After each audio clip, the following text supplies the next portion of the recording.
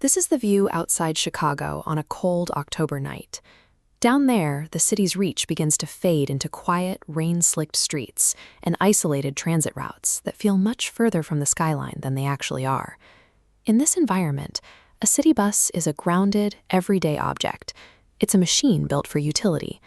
But for the drivers assigned to this specific route, bus number 13 carries a history that separates it from the rest of the fleet. They talk about a late-night crash that happened 20 years ago. It was a violent accident with several injuries. But the detail that stuck was the passenger who simply wasn't there when the police arrived. No body, no record of him leaving, just an empty seat in a wreckage. To the drivers starting their midnight shifts, the story isn't just a rimmer. They treat it like a recurring event, one that hasn't found its ending yet. Jake Wilson is 29, tired, and currently driving the final leg of an overtime shift on the night of October 13th.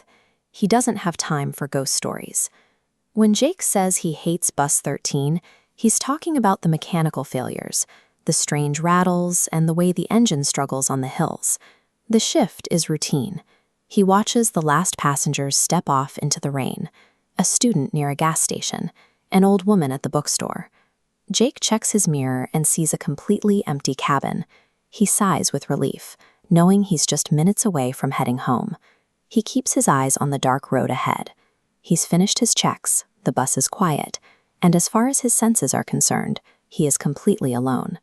That silence is broken by a single mechanical sound.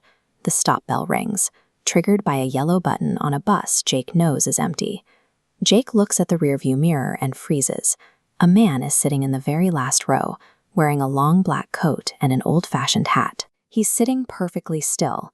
Water is actively dripping from the man's clothes onto the floorboards. But Jake hasn't opened the doors for miles, and the man wasn't there seconds ago. Jake clears his throat and asks where the man is headed. He gets no response. The passenger doesn't move. He doesn't even blink and completely ignores him. Jake tries to laugh it off, telling himself he must have missed the man getting on at the last stop. But the silence in the bus is heavy, and the figure in the back hasn't shifted an inch. Then the bus's systems start to fail. The radio signal, which should be steady, suddenly breaks into a wall of jagged static. In the middle of that interference, a voice cuts through the noise. It's barely a whisper, but clear. Last stop. Jake looks at the mirror again. The passenger has turned. His pale face is looking directly at Jake now, his mouth slowly pulling into a wide, unnatural smile. Jake doesn't wait for anything else.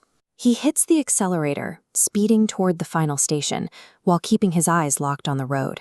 He parks the bus, opens the doors, and walks to the back to confront the man. But the seat is empty. There are no wet footprints, no damp patches, nothing. The passenger is gone, but the encounter has left Jake with a gap in his reality that he can't simply ignore.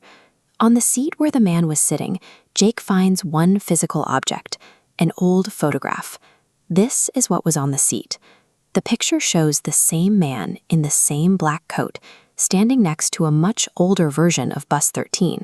The date printed on the bottom is October 13th, 2006.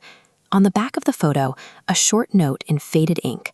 Last ride, never arrived. Jake pulls out his phone, the screen glowing in the dark cabin. He looks at the date at the top of the display, October 13th. It's the same day, exactly 20 years later. The photo is a physical piece of that night, resting in the present. The passenger who vanished 20 years ago finally has a face. As Jake looks out the window, lightning hits the street. For a split second, he sees the man standing under a streetlight, smiling. When the light fades, the sidewalk is empty. The next morning, Jake goes to Town Records. He pulls the microfilm for October 2006 and finds front-page coverage of the crash on Route 13. The article lists one passenger as missing, a man named Daniel Reeves. The photo in the newspaper is identical to the man Jake saw in his mirror. Urban legends are often just pieces of history that haven't been resolved. So if you're ever on a midnight bus and you think you're the only one left, it's probably worth checking the back seat.